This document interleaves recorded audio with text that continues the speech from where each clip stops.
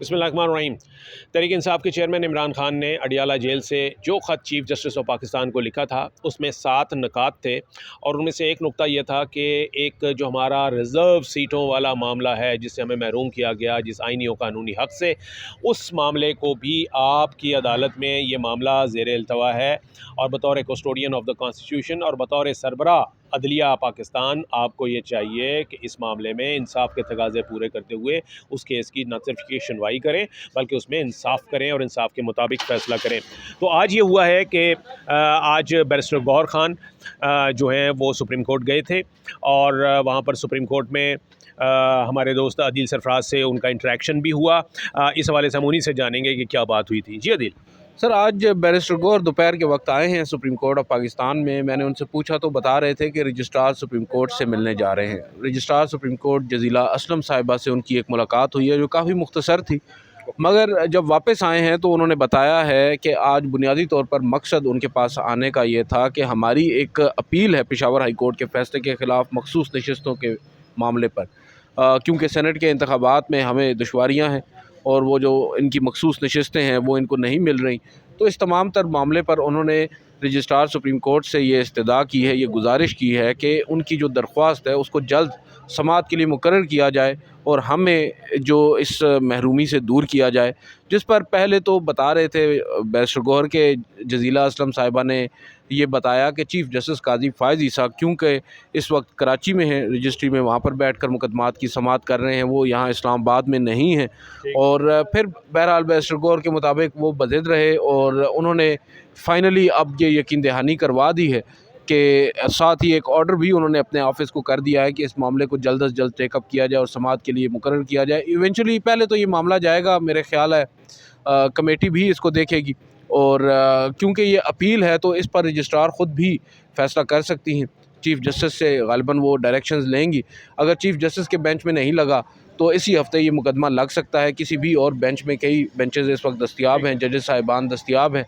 वो बड़ा इंटरेस्टिंग होगा कि कौन सा बेंच इस मुकदमे को सुनेगा, क्योंकि इस केस की सिग्निफिकेंस बहुत ज़्यादा है और पाकिस्तान तहरीक इंसाफ की मुल्की सियासत में जो वापसी है वो मुझे लगता है इसी एक मुकदमे से जुड़ी है।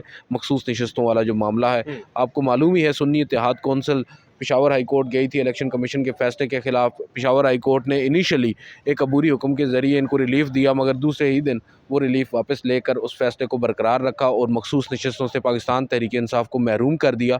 अब सुप्रीम कोर्ट ऑफ पाकिस्तान का दरवाज़ा खटखटाए हुए भी तवील अरसा गुजर चुका है, मगर उनकी सुनवाई नहीं हो रही। कई अहम मामलात हैं, मखसूस नशस्तों के अलावा धांधली का मामला है। Chief justice of Pakistan somehow interested नहीं है इन मुकदमात को समाअत के लिए मुकर्रर करने में और इस पर उन पर तनकीद भी काफ़ी ज़्यादा हो रही है। बावजूद इसके कि सुप्रीम कोर्ट इस्लामाबाद जो प्रिंसिपल सीट है वहाँ पर कई अहम मुकदमात इस वक्त ज़ेर इल्तिवा हैं, बावजूद इसके चीफ़ जस्टिस ऑफ पाकिस्तान जो हैं वो पहले लाहौर चले गए और उसके बाद अब कराची में जाकर मुकदमात की समाअत कर रहे हैं। गो कि वहाँ भी ज़रूरी हैं, लेकिन लाहौर में तो वो शादी में शिरकत करने गए थे ना। लेकिन बात बताएं। शादी तो ज़ाहिरी बात है, जैसे अमीनुद्दीन खान साहब के साहबजादे का वहाँ पर वलीमा था और पहले कुछ फंक्शंस भी होते हैं। तो जो अक्सर औकात हम देखते हैं प्रैक्टिस रही है कि सुप्रीम कोर्ट के जो जजेस साहिबान होते हैं उनके बेंचेस जो हैं वो उसी रजिस्ट्री में कर दिया जाता है, वलीमे वाली जगह पे। बिल्कुल इस तरह ये वलीमा बेंचेस इनको कहा जाता है। तो वो बहरहाल शादी अटेंड करके अब वो लाहौर से कराची आ चुके हैं। आज वहाँ पर उन्होंने ग़ालिबन मेयर साहब को बुलाया हुआ था और बड़े भारी भरकम किस्म के ऑब्जर्वेशन में देख रहा था, टीवी पर चल रहे थे। तो अब इस तमाम तर मामले में देखना होगा कि क्या अव्वल तो जो आज यकीन दहानी करवाई है रजिस्ट्रार साहिबा ने उस पर अमल दरामद भी होता है और इस मुकदमे को समाअत के लिए मुकर्रर किया जाता है। और सबसे अहम बात कि समाअत के लिए किस बेंच के सामने मुकर्रर किया जाएगा। एक और भी इससे ही जुड़ी एक डेवलपमेंट आज सुप्रीम कोर्ट ऑफ पाकिस्तान में हुई है। एक ख़त आपने अभी जिक्र किया, इमरान खान साहब ने जो जेल में बैठ कर लिखा 4 सफ़ात पर मुश्तमिल जो एड्रेस था डायरेक्टली चीफ़ जस्टिस काजी फ़ायज़ ईसा के नाम, और इस दफ़ा ख़त जो है वो बाकायदा तौर पर जो पाकिस्तान तहरीक इंसाफ का ऑफिशियल पेज, वो क्या कहते हैं उसको, लेटर हेड, उसके ऊपर दर्ज है और उसमें इमरान खान साहब के नीचे दस्तखत भी मौजूद हैं। तमाम नाम भी उन्हीं का है, नाम भी दस्तखत भी उन्हीं के हैं। तो मैंने आज सुबह पूछने की कोशिश की, कुछ खोज लगाने की कोशिश की, तो मुझे मालूम हुआ, कंफर्म हो गया बल्कि, कि ख़त मौसूल हो चुका है चीफ़ जस्टिस ऑफ पाकिस्तान के ऑफिस में, चैम्बर में। और अब اس کے اوپر رپلائی آئے گا، رسپانس آئے گا یا نہیں، اس حوالے سے بھی ہم نے کچھ کھوج لگانے کی کوشش کی ہے۔ ذرائع یہ دعویٰ کر رہے ہیں کہ اب کی بار کوئی پریس ریلیز نہیں آئے گی، اور ہو سکتا ہے کہ خاموشی کو ہی پیغام دیا جائے، خاموش رہ کر ہی کہ اس کے اوپر کیا پیغام ہو یعنی سکتا ہے، مگر خاموشی کو ہی جواب سمجھا جائے، خاموشی کو ہی یعنی جواب۔ دوسری طرف سے کہ آپ یہ کہنا چاہ رہے ہیں کہ عدلیہ یہ کہہ رہی ہے کہ ساڑھے والوں جواب ہے۔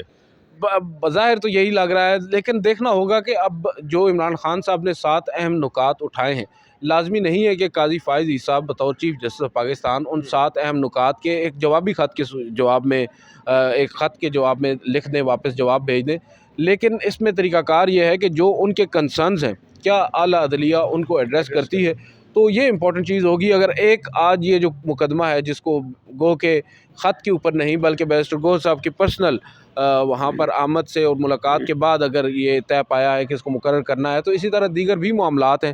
دھاندلی کا معاملہ ہے، بہاول نگر واقعے کی انہوں نے بات کی ہے، جو کمشنر راولپنڈی کے الزامات ہیں ان کے اوپر انہوں نے بات کی ہے کہ تحقیقات ہونی چاہیے۔ تو دیکھنا ہوگا کہ چیف جسٹس قاضی فائز صاحب کیا کریں گے، کیونکہ ترجیحات جو ہیں فی الوقت سر وہ قاضی فائز صاحب کی کچھ مختلف نظر آ رہی ہیں۔ ایک جانب مطلب ان ترجیحات میں جو P T I related cases ہیں وہ شامل نہیں ہیں۔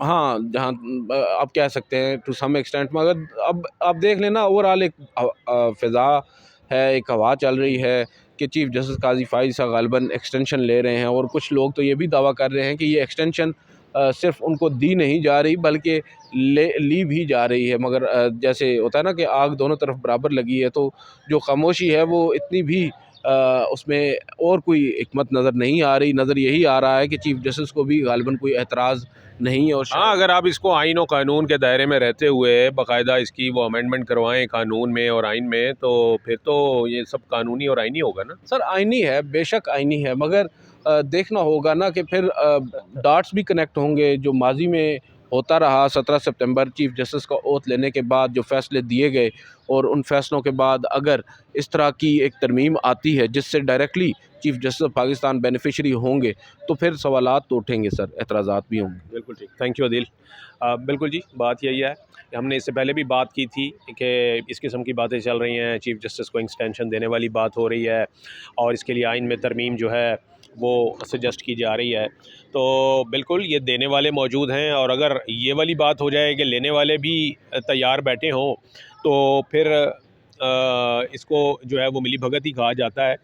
اور ایسی صورت میں ایک بینیفیشری، یعنی اگر یہ معاملہ مطلب یوں سمجھ لیجئے کہ اس وقت اس ترمیم کا اگر فائدہ ہوگا تو وہ ظاہر چیف جسٹس آف پاکستان کو ہوگا، تو اگر چیف جسٹس آف پاکستان اس ترمیم کو قبول کرتے ہیں اور اس کے بینیفیشری بن جاتے ہیں، تو اس کا مطلب یہ ہوگا کہ جی آپ نے اپنے اصولوں کا سودا کیا ہے اور عدلیہ کی آزادی پر سمجھوتا کیا ہے، جو کہ آئین و قانون کے تحت نہیں ہونا چاہیے۔